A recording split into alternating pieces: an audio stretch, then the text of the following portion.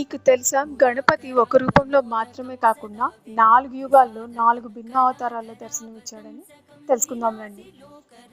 కృతయుగంలో గణపతి వినాయకుడనే నామంతో అవతరించారు. ఆయన శ్వేతవర్ణ శరీరంతో 15 భుజములతో సింహవాహనంపై తేజోమయంగా దర్శనమిచ్చారు. త్రేతాయుగంలో గణపతి మయూరేశ్వరుడు అనే నామంతో ప్రసిద్ధి పొందారు.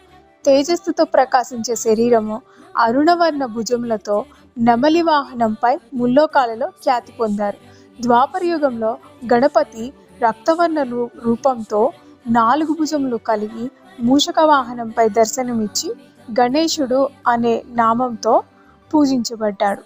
ఇక కలియుగంలో ధూమ్రవర్ణుడై ధూమ్రకేతుడు అనే నామంతో అశ్వవాహనముపై 2 భుజాలతో దర్శనమిస్తాడు అని పురాణాలు చెప్తున్నాయి.